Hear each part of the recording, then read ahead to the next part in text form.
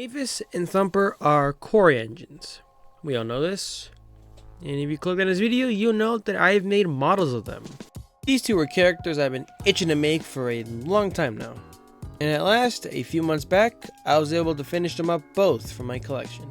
As you can see, they have rather unique takes on their designs. And there are canon reasons, which will be touched upon briefly. We will start this video with Mavis. Mavis's backstory in my AU is basically the same as the Railway series. The only major difference really is her livery. Instead of being an all-black livery, she was given the FirePorter company's reddish-orange on her side plates and lining. Where I got this from reality is her take-along prototype. You would think this would be an easy model to make given that the 04s already have a ready-to-run model on the market and just adding side plates and everything, right?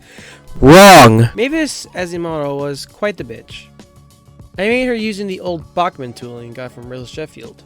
It originally came in a green, so I painted the body black. And then some other details like the yellow front, cab lining, and even cab interior. The important parts were the real pain in the ass on this model, and that were the side plates and cow catchers. I eventually landed on using Jamos Trino's 3D print files on Thingiverse. She made a full body shell for a Railway Series Mavis in 00 gauge. I printed the body shell to see if I can just pivot using the whole thing instead, as the side plates and cow catchers are already built in. But nope. The main body and the shell is just a smidge too skinny to fit over the motor. I was bummed, as you can imagine, but I did notice a lot of things. The way that a lot of other proportions were really close, and the side plates lined up perfectly. I decided to take a gamble here. I made a private design in Tinkercad and just printed out only the side plates and tram skirts for this. This is a private thing. If you do something like this, do not put it on the market or sell it as you're just stealing someone else's design. But yeah. And sure enough, the single parts worked. These parts were super thin and were printed in resin. So removing the parts was extremely tedious work. Any move too sudden or strong would just destroy the piece. Thankfully, I got enough pieces to use. I then super glued the cow catchers into place, making sure they were centered and held them firm until the super glue dried. This also occurred with the side plates, which were sanded down a little bit to fit better. And as for the buffers themselves, I just drilled out very small holes with a drill and just glued the original buffers back in. The next major thing I did was the fun part, weathering. Mavis is a quarry diesel, so naturally she'll get coated in dust and grime over time. So I dry brushed a beige acrylic all over the model to give off this like dust streak effect, and also just general wear. And dry brushing is honestly really fun, even with any random color. And it works out really well if you're able to do it just right, you know? You use very little paint. After that, I spray painted the body in a clear coat, and Mavis was done. Now on to Thumper. Thumper I've already touched upon his backstory in an AU lore rimming video from a few months ago. I was mostly focused on his model. He was actually fairly easy to make. He was largely inspired by the Sludge Tenders model, which is absolutely stunning. I love it. He used a tank for his base model and added some other bits. So I figured I can use the same method. Instead, I used a British World War II tank model instead of a Russian one like he did. Although I did use the same tractor top kit though. I then used random bits and bobs I had lying around from all projects, and then formed the key components. The drills were designed by myself in Tinkercad with some preset shapes, and I 3D printed them in resin. It was a bit of trial and error, but I'm pretty happy with the outcome. At one point, I almost made him a single drill, but I figured that would be the whole purpose of like this model being Thumper, so I made sure to add 2 of them.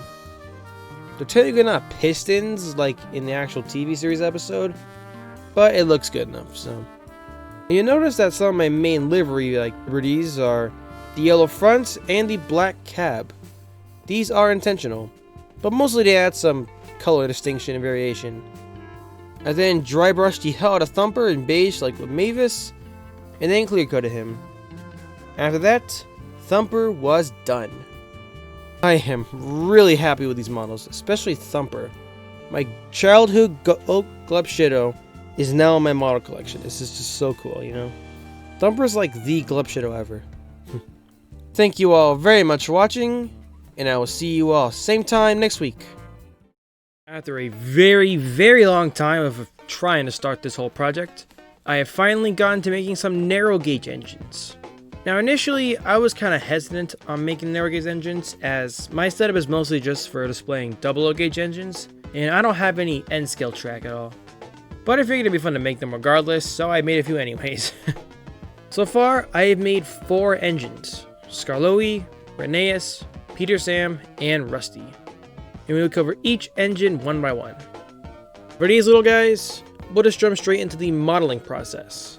And we have 4 models, so this video won't be short of any content. So let's kick this off with Skarloey. Skarloey was the first narrow gauge engine I made, and he was acquired in early 2024. Well, I only bought the model early 2024, and then I put it off for like about a year and a half, give or take, before I bought Rheneas' base model. And then I eventually started work on them about early 2025. Yeah, Skarloey's been waiting for a long time. I first plucked off the face and scraped off the nameplate and number printing. I then primed the model in a brush-on gray acrylic, and then brushed on several super thin coats of Barrel's Flag Red. This is the same red I use for James. Now, painting 009 models is surprisingly tedious. I had to be super careful with painting as I did not want to take apart the entire model down to every single piece, as I know these tiny ass little screws and bits would just be so hard to deal with without possibly breaking them, you know. So I was just painting around a lot of things as carefully as I could. The lining was done via toothpicks along the saddle tank and the sides, and also the cab windows as well. The handrails were so hard to paint, but I'd say they turned out a lot better. Now when it came to generally detailing, I wanted the narrow gauge engines to be in a similar vein to like the shrimper boats from Tugs. They don't have visible megaphones or even faces at all, and they're also just fairly simplistic in their detailing. So I applied this philosophy to my narrow gauge engines. On Skarloey, I kept the pistons free of lining, and also I didn't put any gold or brass paints on the dome either. And I only did lining on the sides, and the ones were intentionally painted on the tanks by hand. Toothpicks and very little amounts of Barrel's King's Gold. And then of course a little touch of gold for the whistle. I then printed, painted, and applied a new smokebox door. This is actually a 3D print file from Thingiverse that has a bunch of little details to modify Pickman Rheneas. I used this door design for all my Skarloey steamies, mostly to give them all a standardized unified look, you know. Then I masked off the wheels and spray painted the body in a matte clear coat, and Skarloey was done. Pretty simple model, but surprisingly difficult to paint. But I'm really happy how he turned out regardless. It looks really good now. Rheneas, or Rheneas, however you want to pronounce it, was made around the same time as Skarloey. And he was honestly a bit easier to paint. I first plucked out the face and then scraped out the numbering, and then went to town with the primer and then red. All the paint here used is the exact same as Skarloey. And also the same design philosophy as well. Although this time I decided to paint the numbering on the sides of the coal bunkers like usually in fictions, as I felt the number 2 on the boiler itself looked kind of wonky. I then printed, painted, and applied the new smokebox door. Again, it's also the same print design as Skarloey's smokebox door, and then masked off the wheels and spray painted the body in a matte clear coat, same as Skarloey. And Rheneas was done, admittedly easier than Skarloey. Now onto my favorite of the bunch, Peter Sam. Sodor's Hope Core Incarnate was made using the Pickman Peter Sam, and pretty much the exact same process was used here as Skarloey and Rheneas. I removed the face, scraped off the name and numbers, and went to town with the paint. Painting the inside of this cab was so hard. I could not get the cab all the way off for the life of me, and I did not want to snap it off and damage it, as narrow gauge steam engines are so expensive in 009. I was only able to get this many because most of them were on sale, so yeah. So for inside of Peter Sam's cab, I just shoved in the brush of black paint and tried to get it as even as possible. I then painted all the blue details like lining on the saddle tank and cab windows, and also the sides in the model as well. And I then printed, painted, and applied the smokebox door. This is the exact same print file as Skarloey and Rheneas' doors, although I had to scale it up a tiny bit, but it ended up being a little bit larger just by a tiny bit, and I didn't want to waste any more resin since that is expensive, so I just shaved off the edges of it a little bit, and I'd say it fits pretty well. Then painted the number 4 on the tanks. And after a matte clear coat, Peter Sam was done. Honestly, Peter Sam is probably my favorite. He's just looks super good. Always looks good in red. I don't know what it is. But now on to Rusty. Rusty was probably the easiest model to make out of these four. They were made using a Bachmann Rusty, which I removed the cab and then scraped off the numbering. Then I went in with all the paint, same as Scarlet Reneas and Peter Sam. I painted the cab indents black and then later lining them out with blue. The fires are painted onto the engine sides as opposed to the cab sides. I thought this is a little nice touch. The front detailing was a little bit hard to figure out at first. I wasn't really sure what the hell to put even on here, as I didn't want to put a face on, and I also wanted to have a smoke box piece while having to print a super tiny piece for this, you know. In the end, I just used some index card and a little bit of cardboard shaving to make this front in a similar style to the real life Midlander. It isn't really perfect and you can hardly really see definition, but I'd say it's better having just a little flat nothing on it, you know. After giving the model a matte clear coat, Rusty was done. Now, all the difficulties aside with these models, I'd say they're among my favorites I've made. They just look so clean, you know? Very crisp looking with a vibrant red. I love it. As I said before, my favorite's gotta be Peter Sam. He just turned out really well. And the Scarlet Railway engines are among my favorite characters in Thomas in general. And I 100% plan on modeling more of them one day. Thank you all very much for watching, and I will see you all same time next week. My models have seen a handful of redos over the years of Portable Workbench. However, most of the redos were done way after their initial models were made. And I think my newest model has probably the quickest time between the first and second model. And that is Stanley. I initially made Stanley in late 2024 and wasn't too happy with him. I did not like the finish with the brush on white. It just looks so bad. The proportions weren't that great either. It was kind of sloppy on my part. I had thoughts of redoing him since early 2025, and eventually I decided to move forward with it. I was pretty hesitant to moving forward with him throughout pretty much all of 2025, as I could not find a worthy candidate model for Stanley. I want him to be an industrial tank engine, an 060 specifically, like in the TV series. I looked at so many models I could potentially use. I really loved the Sludge Tender's take on him. It looks so good. I also found a bunch of ready-to-run models that were pretty close as well. However, many of the ready-to-run industrial models were too expensive for me, and the body shell the Sludge Tender used was not available, at least at the time. This was around the time that Bachmann Stanley popped up on Amazon. I was able to get my hands on one pretty soon. This was shortly after Christmas, and I decided to use some of that Christmas money to get one. Now, I take issue with some parts of Stanley's TV series design, but I was generally fine with it, however, as it overall looked like a unique industrial engine, and so I decided to move forward with it. Comparing the untouched Bachmann model to my original Stanley is night and day difference. I don't really know how I let my old Stanley pass initially. I knew this next model of Stanley was going to be much better than the last, and so I got to work. The first thing I did was remove the saddle tank. This just popped off, and then grinded down the nameplates with a Dremel. But I had to be careful to not hit any other details like piping that I wanted to keep, as some parts, especially the handrails, are very thin. I also sanded down some parts that had seam lines, notably this atrociously ugly one in the smoke box. After all that, I submerged the body shell parts in isopropyl alcohol for about 8 hours or so, after which I used a plastic brush to scrub off the original paint. After it was washed and dried, I sprayed all the parts with Rust-Oleum flat white primer. This also acted as the main livery color, 2 birds with 1 stone. I then brush painted the roof and smoke box black. Next, I painted the window frames and door pieces red.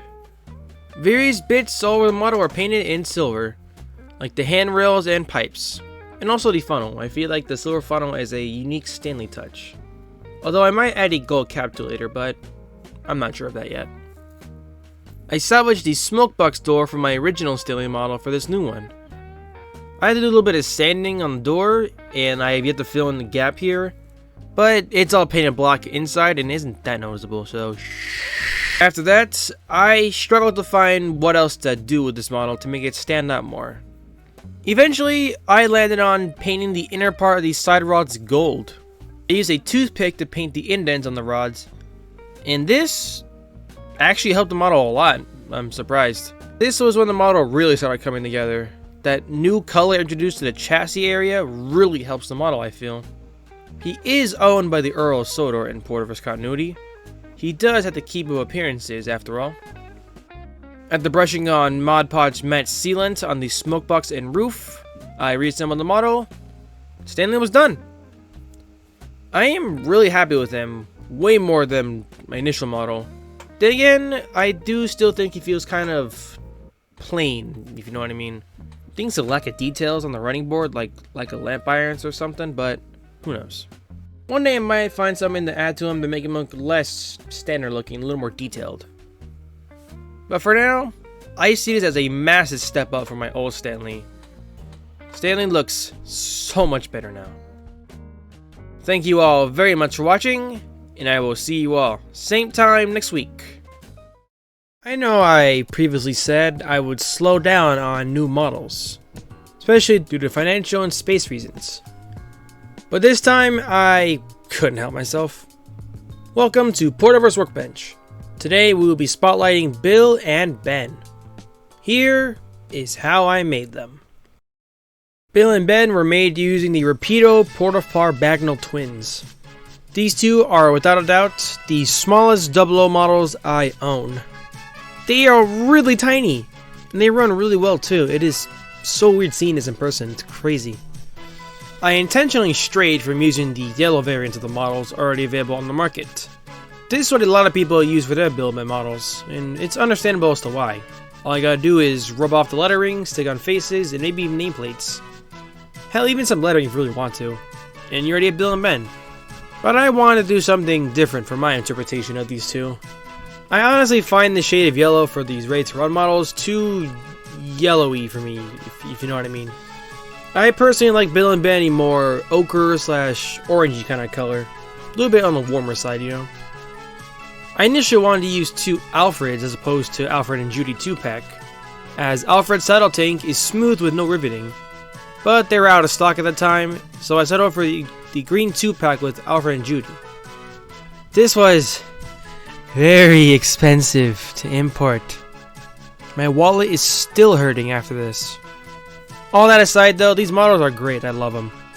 I decided to do it differently from my other twin models, where before I would work on them side by side at the exact same time. I decided with Bill and Ben, I would just start one, fully complete it, and then start the next one afterwards.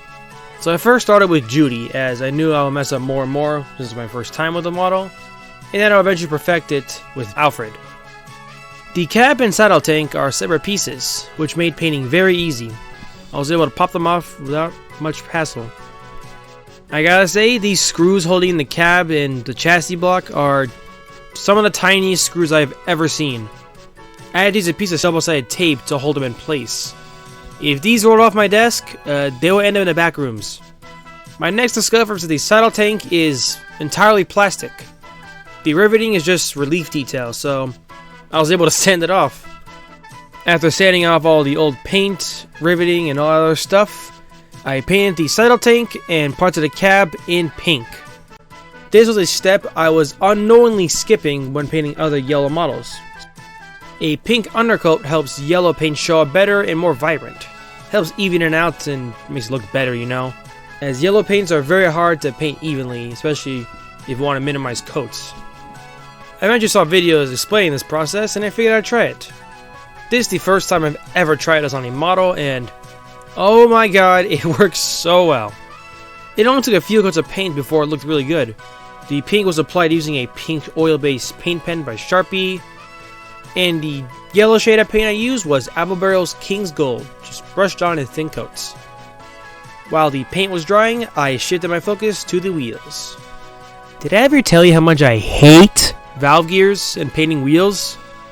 These were so fiddly. It wasn't exactly hard painting them, it was putting them back.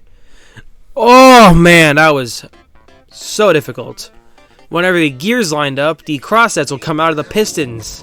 Whenever the side rods evened out, the wheel pickups were in the wrong places, as it has these little like box things on this wheels. It's so weird. It took me about an hour to get everything back into place, just putting it back in. The wheels and side rods were painted using oil-based paint pens. After this, I gave myself a little wind to feel better and painted the buffer silver. I like to think that Ben kept these silver buffers from the Season 6 episode, Buffer Bother, and the housings for them were black like this. Just another way to make the twins distinguishable from each other. And Ben would have the silver buffers among some other small detail changes. Following that was the lining. I only lined out the saddle tank to give the twins a more industrial feel. Like engines, I would just have just a basic paint and no lining, really akin to other various industrial engines out there. One day I might add the Soto China clay lettering, but I'm still on the fence regarding that.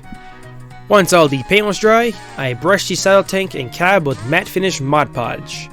This stuff is water based and can be diluted as needed, which I highly recommend you do if you intend on using this for model trains. It helps the brush strokes even out better, and this looks better as well. It dries a lot slower, so you have more time to work with it. It's just better to dilute in general, you know? And then I refitted all these small details, like the handrails, the water cap, and the whistle. Oh yeah, Ben's whistle, while I was trying to push it back into place, this tiny little piece about the size of a half grain of rice, it then flung out of sight, and I never saw it again. It was lost. Ben's whistle is 100% in the back rooms right now. I could not find it no matter where I looked. It was gone. I sought out an alternative and rummaged through my parts until I found my old 2P shelf from my old Edward model. It still had the whistle, so I just used a 2P whistle and glued it in. I actually like it a lot more than the other one, not gonna lie. It's another way to distinguish Bill from Ben, and the other way around. And once everything was reassembled and screwed back into place, Ben was done. I think that was it. Oh no. I did the whole thing over again for Bill. Bill was way easier than Ben, mostly because I already had a feel for the model doing the whole process for Ben. The process itself was almost identical to Ben. A disassembly of the model, sanding down the old paint, pink undercoat, and then yellow brushed on. I did not take the wheels out of the chassis this time. I learned my lesson. I was not doing that again. I instead used a red paint pen, the same for bed side rods, to paint the wheels red. This worked surprisingly well, although it took a while to dry. And this method was way easier in my opinion, especially compared to the bullshit I was doing before. After that, I applied the lining to the saddle tank. I also painted the buffer housings red to match the buffer beams. This was done with the undercoat of the paint pen and then apple barrels bright red on top of that. I kept the whistle in place so I would not lose it, as fitting these tiny details, like everything was so hard to put back in. Next time I do a model like this, I might just keep all this stuff intact and just paint over it again. Like I repainted the whistle. Anyways, after a bunch of cleanup work, clear coating, and a reassembly, Bill was done as well. In total, it took me about 2 weeks on and off work to get them done, but it was still pretty fun. For those confused by which one is which, Bill has the black buffers, original whistle, silver rods, and the red wheels. While Ben has the silver buffers with the black housing, red rods, black wheels, and a unique whistle. Despite the difficulties, I really love these models. They are easily some of my favorites. And they really pop as well with their unique color. This is the first time I'm painting an engine in this Albemarle King's Gold, and I really like it. Nice. Now, there's one thing I'm sure you all noticed is missing. Yep, the megaphones. Most of my Porterverse models have megaphones fitted in their cab windows. A lot of people have always asked me why I do this, and this is because it's a nod to tugs, as in that series, a lot of the vehicles, including trains, were faceless and talked through these megaphones in their cab windows. I initially did this as a workaround for faces, as I do not have space to keep 8 million faces for each model, let alone little ping pong, tiny little BB pellet eyeballs, whatever people use. They honestly would look really weird in Bill and Ben, and I'm honestly just tired of them. And so I've decided to phase them out of my models. And they'll eventually be removed from my older models soon. Whenever I start filming Porter tunes, they'll have faces. So yeah, the megaphones are no more. Thank you all very much for watching this episode of Porterverse Workbench, and I will see you all same time next week. It is time we focus on a main character for once. You all know me. I'm more of a glub shadow type of guy. I like making the niche characters that appeared only a few times, if at all. And I made most of the main Thomas characters when I first started modeling a few years ago, and other characters eventually took priority. With time, I improved my craft, got more models, and my older ones started to show their age. One of these was my model of Henry. Henry was made originally from a Pickman Standard 5. This was my third or fourth model I've ever made, and it was just a simple repaint. And a poor one at that. Very poor that I repainted him less than a year after getting him. And Henry was in this repainted state for his old showcase video. And Henry remained in this condition for years, just sitting in the back of my little facade for engines. Time passed and the collection grew. Eventually, I began disliking my Henry model more and more. My biggest issue with the model is that he looked too standard. I know that's considering that he was made from a standard 5, but to me, someone like Henry should not look like a fully just stock standard engine at all. He should have parts from all different stuff and look really weird, in a good way. So I tried seeing some fan designs to get some inspiration for what would eventually be a new Henry model. I eventually rediscovered this old edit by the Unlucky Tug for one of his Thomas Debunk shorts. He just photoshopped the Block 5 boiler and tender onto a B-17. And I liked the outline of it. Figured it would look really well. And figured I could try something similar with parts of my current Henry. And it just so happened that around this time, a B-17 body came up on eBay for a great deal. It was tender driven, but had no tender. But tender driven means that the body shell can be customized without having to worry about any motors. So that was a big plus. And I still had my old City of Bristol tender from my old Duchess model, which is motorized. And I quickly began work on what will become an objectively better model of Henry the Green Engine.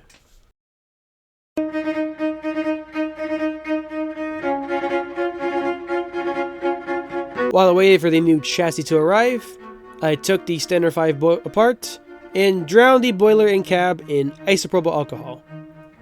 After sitting for a few hours, I scrubbed them both with a plastic brush. It was around this time that the B-17 body arrived, and I did a fitting test. A perfect fit. Almost. I had to do a little bit of cutting on some parts for the cab, but otherwise everything was perfect in terms of length and proportions. Sadly, I couldn't use the Standard 5 cab, but I honestly liked the B-17 one more. I would have to modify the cab window to look more like Henry's cab, but not a big deal for me. The B-17 body shell was really great to work with. Nearly every part was separately fitted, so I can just disassemble everything very easily. The smoke box, the cab, the dome, a lot of pieces could come apart separately. Except for these splashers, which I had to cut off the boiler. And I don't have a little Dremel saw, so I had to use clippers and absolutely mangle the old boiler to get them off. And eventually I had to sand them down and get them smooth. I'm not 2 for 2 for absolutely destroying body shells. Eventually I got down the splashers to a good size and glued them on to the running board. This was pretty finicky, as you can imagine, especially with little half ones by the cab. The middle splashers have like a knob to hold the nameplates in. For some reason, these are hollow, so I had to keep them as they were. But it didn't bother me too much, I'll just paint them over again. However, it did mean that the boiler would not sit flush with the splashers in. So I had to do a little bit of cutting on the boiler. I just eyeballed this somewhat, and it didn't turn out perfect, but the nameplate does hide it. So, not too bad, I'd say. It was around this time I did a full test to see how the parts would look together, somewhat assembled. And I really liked it. And so I pressed forward. I did a little bit of sanding on the boiler to get rid of seam lines and imperfections, and then sprayed the body thinly with flat white primer.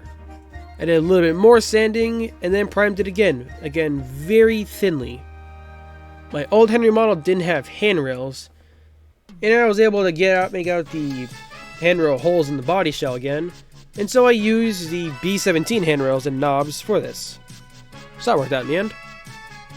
By this point, I also realized we better to use these pipe things. I don't know what they're called, but they go from the smoke box to the running board.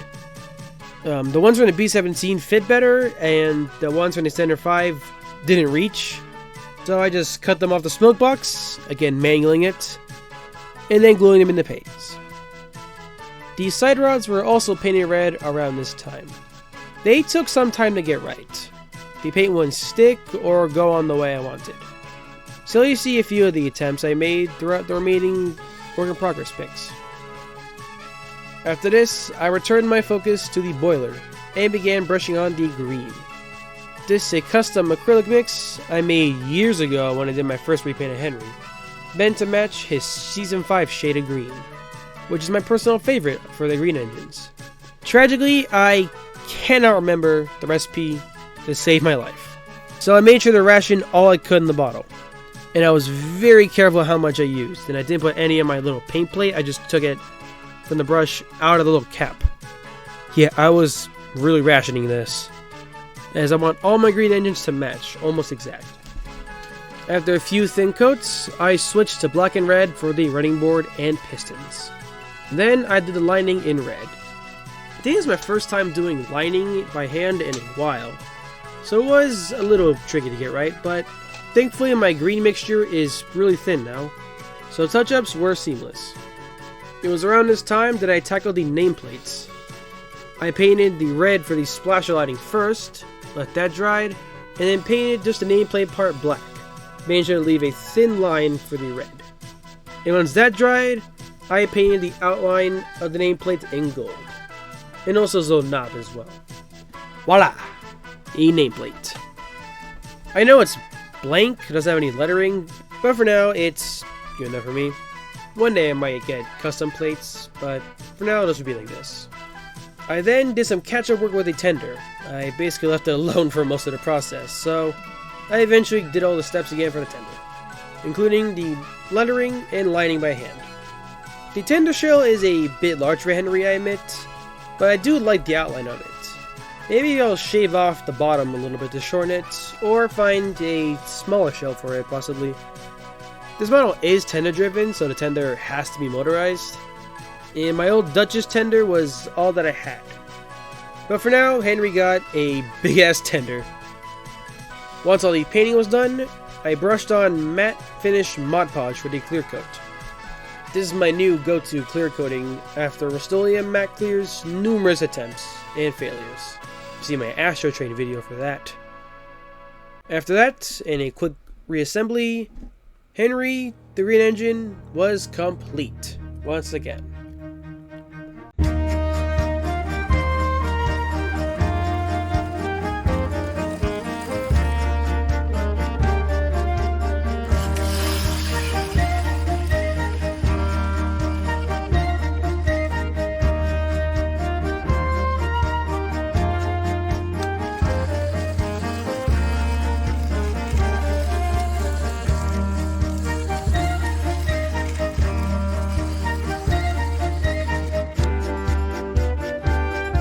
Henry turned out so well, in my opinion.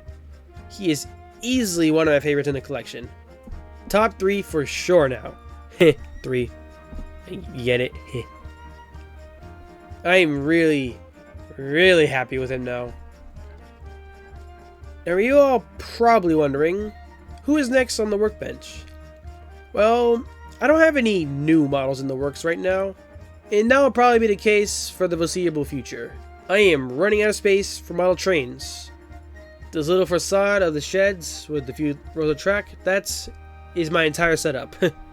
Just inches away from my laptop. I'm also trying to scale back my spending in hopes of eventually having enough to move into a place on my own someday. And eventually get a bigger layout. And more room for more trains, of course. So for now, models will be on the way in terms of new ones. However, that is not to say modeling has stopped altogether. I've just shifted my efforts on redoing my older models. Notably, Edward, Gordon, Molly, and just now Henry be complete. Edward needs some chassis repairs and a repaint. And Molly, oh god, I might just replace Molly's chassis or something. Or just get a new model altogether, but I don't know. Her pickup wires are screwed over bad. But eventually, I hope to make them all better than they were before. In terms of who's next, well, I believe you'll also be seeing a certain galloping sausage next. Thank you all very much for watching this episode of Porter vs. Workbench, and I will see you all same time next week. And now, folks, it's time to say goodnight. We sincerely appreciate your patronage and hope we've succeeded in bringing you an enjoyable evening of entertainment. Please drive home carefully and come back again soon. Good night.